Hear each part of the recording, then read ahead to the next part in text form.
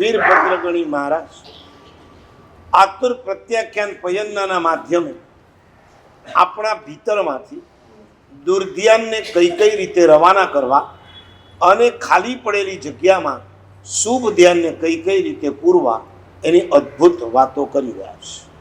અજ્ઞાન ધ્યાન આપણે જોયું, એને ધ્યાન ન કહેવાય, એને શું કહેવાય? દુર્ધ્યાન. અનાચાર એને ધ્યાન ન કહેવાય, શું કહેવાય? દુર્ધ્યાન. સામાન્યથી ધ્યાનના બે પ્રકાર બતાવ્યા, અશુભ શુભ. અશુભના પાછા બે, આર્ત રૌદ્ર. શુભના બે, ધર્મ શુક્લ. પણ તમે ક્યારેય કોઈકને પૂછજો કઈ શિબિરમાં જાઓ છો? ધ્યાન શિબિર. કોઈ એમ બોલે શુભ ધ્યાન શિબિર? એનો મતલબ શું થયો? ધ્યાન શબ્દ પણ શુભ ધ્યાન અર્થમાં વપરાય છે.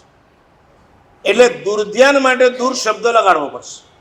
શુભ ધ્યાન માટે શુભ નહીં લગાડો તો પણ તમે ધ્યાન શબ્દ બોલશો તો પણ સમજી જાય આ ભાઈ ધ્યાનમાં છે, આ ભાઈ ધ્યાન કરે છે, આ ધ્યાન શિબિરમાં જાય છે. એનો મતલબ દુર્ધ્યાનને દૂર કરી શુભને એની અંદર પૂરવું, એનું નામ શુભ ધ્યાન છે. અજ્ઞાન અનાચાર પછી ગઈકાલથી આપણે શરૂઆત કરી. કયું? બોલો, મોટેથી બોલો. કુદર્શન. દર્શન એટલે મત, દર્શન એટલે પંથ, અને દર્શન એટલે એક અપેક્ષાએ કહીએ તો ધર્મ. અલગ અલગ ધર્મો આ દેશની અંદર, જેટલા ધર્મો એટલા દર્શન.